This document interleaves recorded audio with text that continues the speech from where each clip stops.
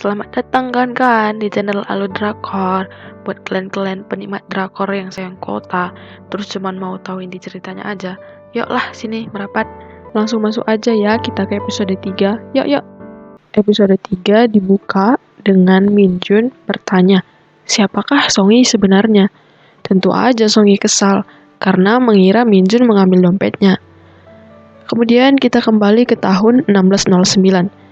Ihwa bersama Minjun dengan segala pertanyaannya mengenai Minjun yang aneh dan bertanya, siapa Minjun sebenarnya? Ihwa mengucapkan terima kasih karena udah menolongnya, lalu mengajak Minjun kembali ke rumahnya. Tapi saat sampai, ternyata Ihwa dikatakan sudah mati oleh keluarga mertuanya.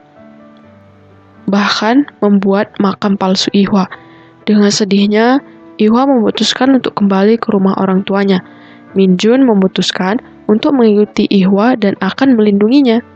Kembali ke masa kini. Songi membalas Minjun atas pertanyaannya. Tentu saja dia adalah Chun Songi. Dia artis terkenal. Pasti banyak orang yang operasi plastik agar bisa mirip dengan Songi. Apakah dirinya mirip dengan orang yang Minjun cari itu? Minjun hanya diam, lalu melihat sepatu yang dikenakan Songi. Sepatu itu sangat mirip dengan sepatu yang dikenakan wanita yang jatuh ke dalam air di penglihatan Minjun. Karena Minjun melihat ke bawah, Songi merasa risih. Songi mengatakan, sepatu ini miliknya, dan hanya ada satu di Korea. Membuat Minjun jadi yakin kalau orang yang akan jatuh itu adalah Songi. Kemudian kita masuk ke episode 3. Minjun menemui Pak Mu, mendiskusikan soal Songi. Mungkin Songi reinkarnasi Ihwa. Dan bagaimana jika orang yang di penglihatan Minjun itu adalah Songi, seperti 12 tahun lalu. Songi bisa mati. Apa yang akan Minjun lakukan? Menolongnya atau nggak mau ikut campur seperti biasanya?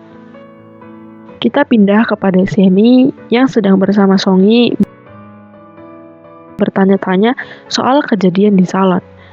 Mengapa Songi kayak gitu sama Yura? Dan mengapa Profesor Songi, maksudnya Minjun, ada di sana? Songi mengatakan, Minjun hanya mengembalikan dompetnya dan bilang dirinya mirip seseorang. Mungkin ya cinta pertama Minjun atau almarhum ibunya. Songi kepedean kalau Minjun sedang menggodanya. Lalu tiba-tiba merasa sakit pada perutnya.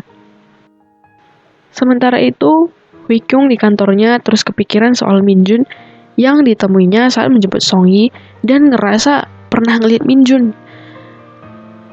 Tapi tiba-tiba alarm jam 6 sore berbunyi dan tentu aja Hui Kyung membereskan barang-barangnya terus hendak pulang. Kemudian mengucapkan salam pamitan ke rekan-rekan timnya lalu pergi. Kepala tim kesal hendak memarahi Hui Kyung, tapi ditahan salah seorang rekannya. Lalu rekannya ini memberi nasihat di ruang terpisah pada Hui Kyung. Biasalah, nasihat ala-ala senior.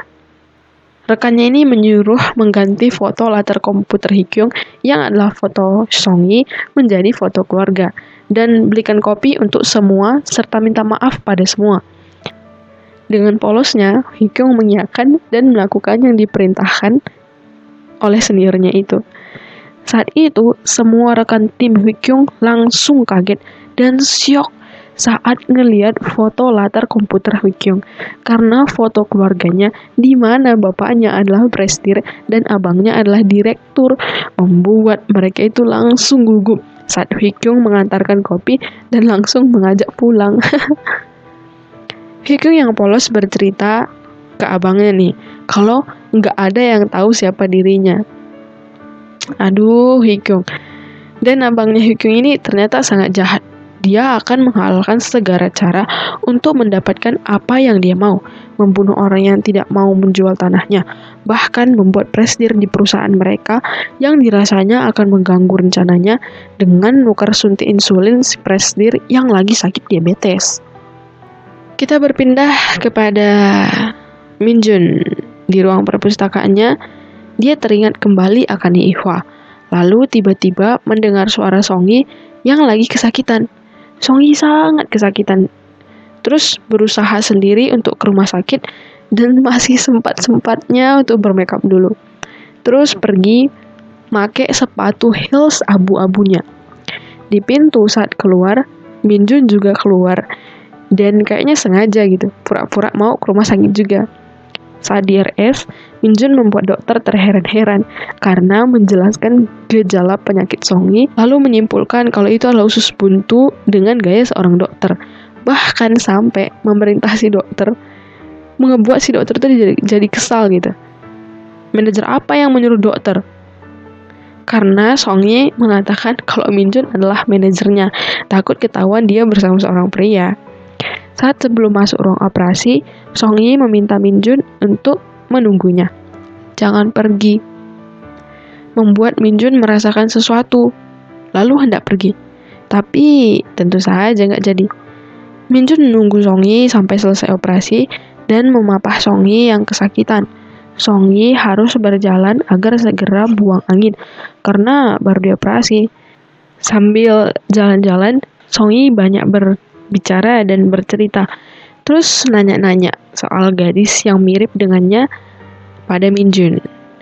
Dan memberi nasihat pada Minjun dengan gayanya. Sampai nggak sengaja, Songyi buang angin. Lalu Minjun segera meninggalkan Songyi menemui suster. Hari itu adalah salju pertama. Minjun dan Songyi melihat salju dari ruang rawat Songyi. Minjun lalu teringat lagi pada Ihwa. Saat salju pertama turun, Ihwa mengatakan dirinya mengagumi Minjun dan ingin segera tumbuh dewasa agar bisa memperlihatkan pada Minjun dirinya sebagai wanita cantik. Tapi kemudian berkata itu bohong. Di salju pertama turun, semua kebohongan akan dimaafkan. Saat tengah asik-asik mengingat kenangannya, Songyi merusak suasana dengan mengatakan di salju pertama turun, dia harus makan ayam dan bir atau makanan lain yang berminyak. Tentu aja Minjun jadi kesal dan menyuruh Songyi tidur selagi ada kesempatan. Dia nggak akan pergi. Kemudian Minjun pura-pura baca koran dan bertanya, apa bintang Songyi? Lalu seperti membaca, Minjun bertanya, apa Songyi ada rencana naik kapal? Di sini tertulis Songyi jangan naik kapal. Songyi harus hati-hati. Padahal itu nggak ada. Di lain tempat, Semi sedang melakukan wawancara. Tapi kebanyakan pertanyaannya soal Songyi membuat Semi sedikit kesal. Lalu Semi ditanya, apakah Semi punya pacar? Semi mengenang masa sekolahnya dan mengatakan ada seorang pria yang disintainya lebih dari 10 tahun.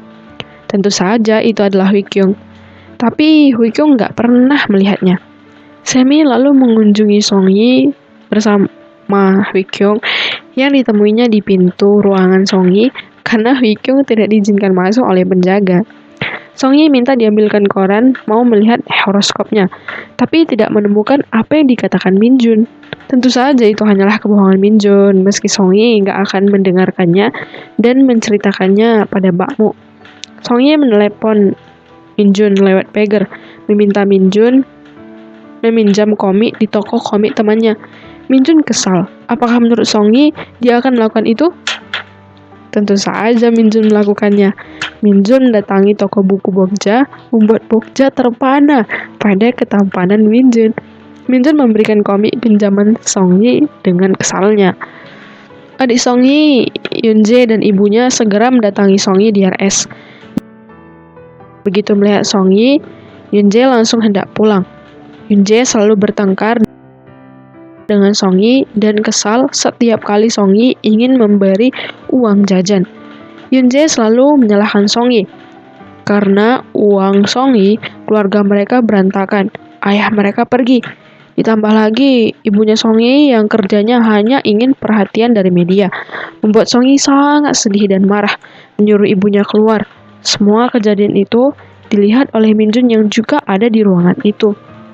Di luar gedung, ayah Songyi yang pergi sejak lama ingin menemui Songyi di RS karena khawatir Songyi sakit.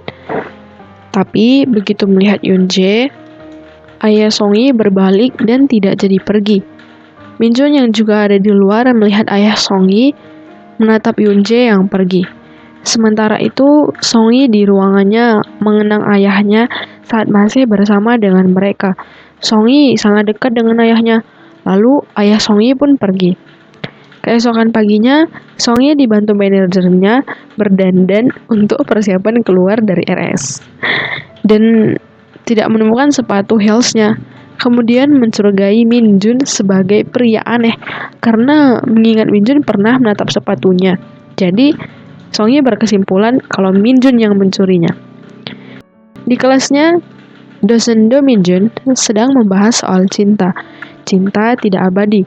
Cinta hanya mengikuti hukum alam untuk menjaga spesies kita tetap hidup. Jadi, kita tidak boleh mengorbankan nilai-nilai kita yang berharga hanya karena fantasi cinta. Awas aja ya Min Jun kemakan omonganmu sendiri. Min Jun dikagetkan karena pagernya bunyi. Ditelepon oleh Song-yi. Song-yi langsung to the point, bertanya soal sepatunya, menuduh Min Jun mengambilnya. Min Jun bersikeras dia tidak mengambilnya. Tapi ternyata sepatu itu kini ada di lemari sepatu Min Jun, membuat Min Jun kaget. Di lain tempat, Yura bersama dengan abangnya Hui Kyung, Jae Kyung, sedang makan berdua. Ada dalam hubungan pacaran. Yura curhat, dia kesal jika dia menikah dengan Jae Kyung dan Song-yi menikah dengan Hui Kyung, maka mereka akan menjadi ipar. Yura tidak suka. Kemudian Jae Kyung mengatakan kalau dia nggak akan menikahi Yura. Tapi Yura mengancamnya dengan mantan istri Jae Kyung. Udah ketara nih, Jae Kyung langsung punya rencana. Song-yi sedang berdandan untuk mendatangi acara pernikahan temannya. Karena sepatunya hilang, Song-yi memakai sepatu baru yang mirip dengan yang hilang. Lalu bertemu Yura di tempat itu. Dan tentu saja, mereka langsung berdebat dan adu mulut.